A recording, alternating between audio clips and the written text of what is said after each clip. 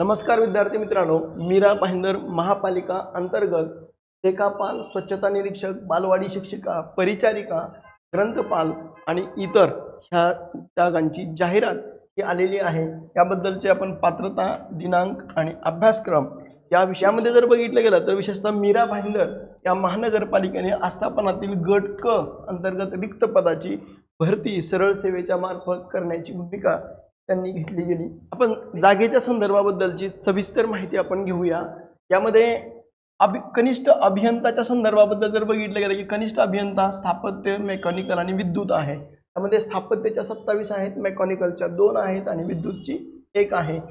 लिपिक टंकलेखकची 3 जागा आहेत, सर्वेक्षकच्या 2 आहेत, नळ प्लंबरच्या 2 आहेत, फिटरच्या 1 आहे, मिस्त्रीच्या 2 आहेत, पंप चालकच्या 7 आहेत, अनुरेखकच्या 1 आहे, वीजतंत्री म्हणजे इलेक्ट्रिशियनची 1 आहे, कनिष्ठ अभियंता सॉफ्टवेअर संगणक प्रोग्रामची 1 आहे, स्वच्छता निरीक्षकची 5 आहेत, यंत्रचालकच्या 14 जागा आहेत। त्यामध्ये लक्षात ठेवा की सहाय्यक अग्निशामक दल जे केंद्र अधिकारी जे आहे त्याच्या 6 जागा आहेत आणि सर्वात अधिक अग्निशामक ज्याच्या 241 जागा त्या मीरा भाईंदर या महापालिकेच्या अंतर्गत आहेत।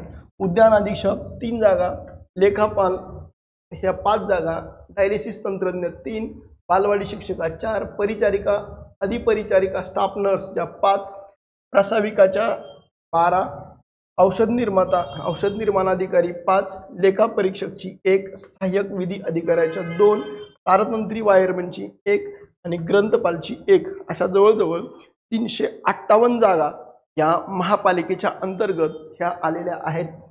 यामध्ये आपण पाहिलं की विशेषतः ऑनलाईन अर्ज सादर करण्याचं जे वेळापत्रक आहे तर त्यामध्ये लक्षात ठेवा की ऑनलाईन अर्जाची जी नोंदणी आहे तर ती 22/8/2017 पासून सुरू झालेली आहे। त्याची ऑनलाईन पद्धतीची लास्ट डेट ही 12/9/2025। ऑनलाईन पद्धतीनं शुल्क भरण्याची मुदत ही देखील 12 तारीखच लास्ट आहे।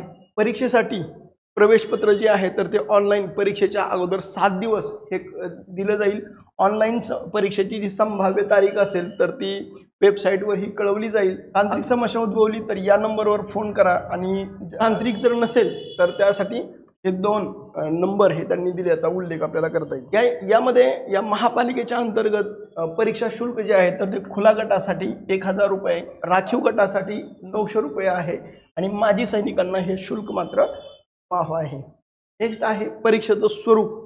परीक्षेच्या स्वरूपाच्या संदर्भाबद्दल जर आपण बघितलं गेलं की कनिष्ठ अभियंता स्थापत्य, मेकॅनिकल आणि विद्युत, सर्वेटर, प्लंबर, फिटर, मिस्त्री, पंप चालक, अनुरेखक, वीजतंत्री, संगणक प्रोग्रामर, स्वच्छता निरीक्षक, उद्यान अधीक्षक, डायलिसिस तंत्रज्ञ, परिचारिका, प्रसाविका, औषध निर्माण अधिकारी, सहाय्यक विधी अधिकारी, वायरमन, ग्रंथपाल या सर्वांसाठीची जर प्रश्नपत्रिका जर आपण बघितलं गेलं तर मराठी, इंग्रजी, जनरल नॉलेज, रिझनिंगचा जर भाग बघितला गेला, हे जे 4 सब्जेक्ट जर आपण बघितलं गेलं तर ह्या 4ही याचे 15 प्रश्न आणि 30 गुण ह्या 4ही सब्जेक्टला आहेत। जे टेक्निकल सब्जेक्ट आहे या टेक्निकल सब्जेक्टला 40 प्रश्न 80 गुण म्हणजे हे 100 प्रश्न आणि 200 गुण हे आपल्याला उल्लेख करता येईल।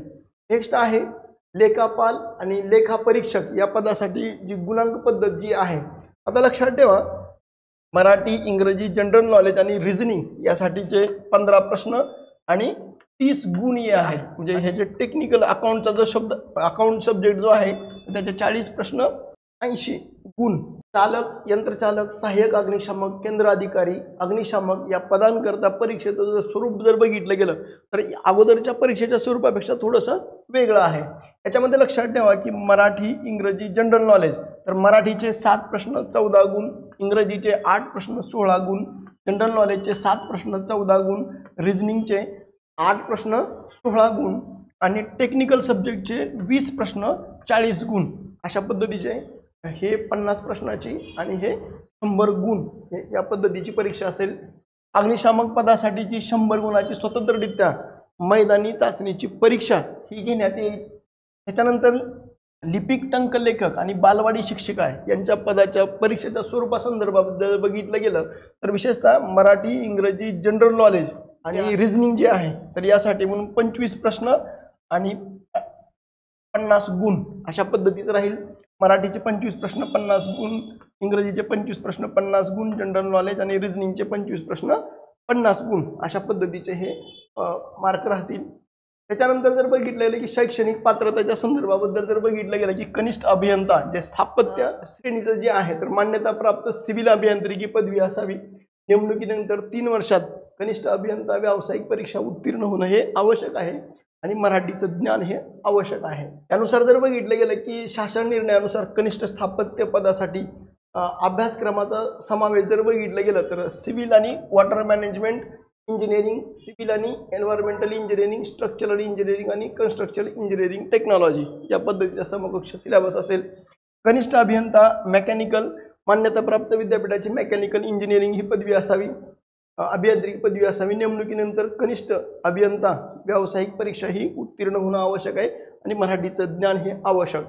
दुसरं आहे शासन निर्णयानुसार ऑटोमोबाईल इंजिनिअरिंग, प्रोडक्शन इंजिनिअरिंग आणि इंडस्ट्रियल इंजिनिअरिंग हा अभ्यासक्रम असेल। Electrical power engineering, electronics and power engineering, power system engineering आणि इलेक्ट्रिकल आणि इलेक्ट्रॉनिक्स इंजिनिअरिंग, लिपिक व टंकलेखक यांच्यासाठी जर बघितलं की मान्यताप्राप्त विद्यापीठाची कोणतीही पदवी असणं आवश्यक आहे।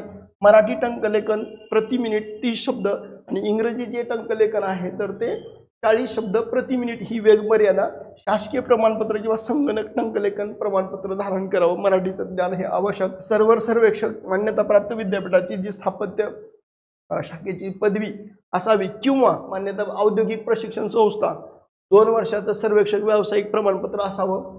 त्याच्यानंतर मराठी टंकलेखन 30 शब्द प्रति मिनिट आणि इंग्रजी 40 शब्द प्रति मिनिट ही स्पीड असावी।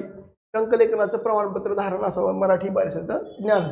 त्याच्यानंतर नळ कारागीर जे आहे तर महाराष्ट्र शासनात म्हणजे SSC आवश्यक आहे। मान्यताप्राप्त प्रशिक्षण संस्थेचं नळ कारागीर विषयासंबंधीचा अभ्यासक्रम हा पूर्ण केलेला असावा। संबंधित कामाचा 3 वर्षाचा अनुभव असावा आणि मराठी भाषेचं ज्ञान आवश्यक।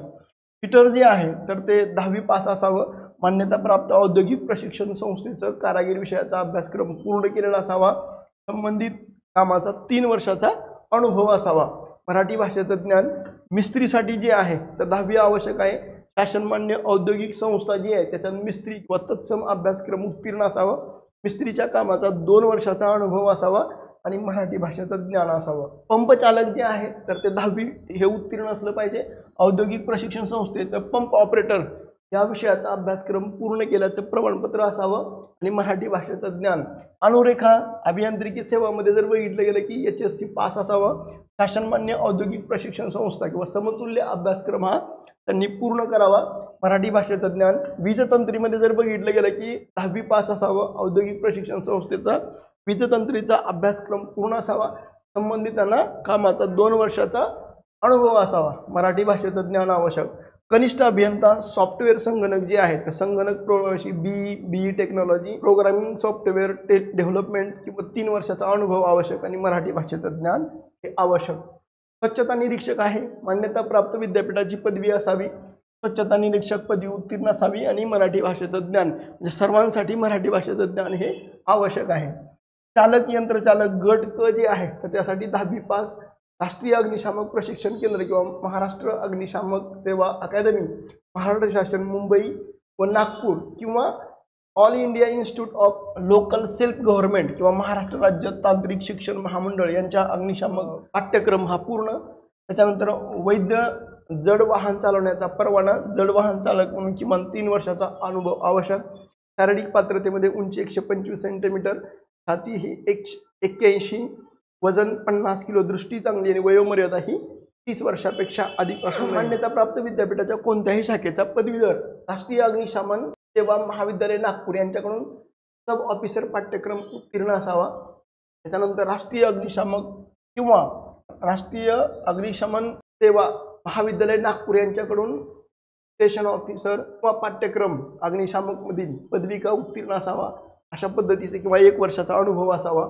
सहाय्यक अग्निशमन केंद्र अधिकारी ड वर्ग महापालिका नगरपालिका शासकीय निमशासकीय सेवेत अग्निसेवा प्रणेता चालक यंत्रचालक पदावर 3 वर्षाचा अनुभव, मराठी भाषेचं ज्ञान आणि त्याला ज्या पद्धतीचे शारीरिक पात्रता आहे तर सेम पात्रता त्यालाही तशाच पद्धतीचे। अभियांत्रिकी अग्निशमनमध्ये जर बघितलं की महाराष्ट्र राज्य माध्यमिक आणि उच्च माध्यमिक शालांत प्रमाणपत्र आवश्यक आहे।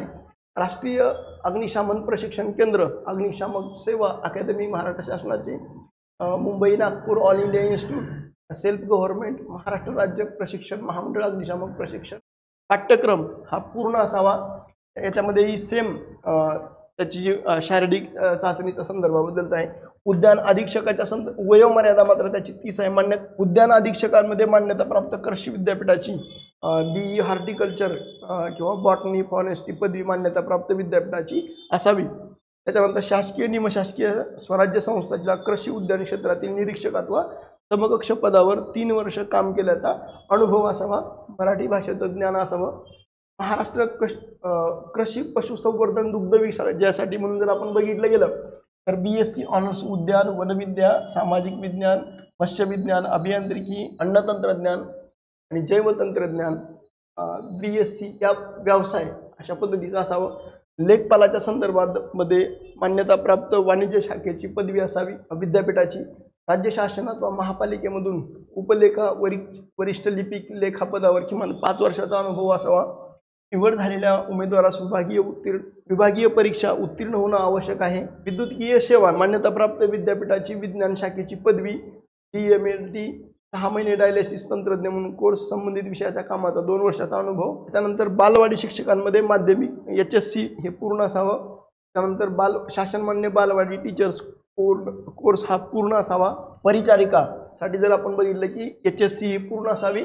महाराष्ट्र नर्सिंग काउन्सिल मिडवाईफ पदविका परिचारिका म्हणून शासकीय निमशासकीय स्वराज्य किंवा खाजगी संस्थेच्या रुग्णालयात अनुभव असावा। महाराष्ट्र नर्सिंग काउन्सिलची नोंदणी आवश्यक आपल्याला सांगता येईल। प्रस्ताविकासाठी जर बघितलं की HSC आवश्यक आहे। शासनमान्य संस्थेचा ANM अभ्यास पूर्ण असावा। महाराष्ट्र नर्सिंग काउन्सिलची नोंदणी आवश्यक। त्याच्यानंतरचा औषध निर्माण अधिकारी याच्यामध्ये HSC आवश्यक आहे। विद्यापीठातून B फॉर्म असावं।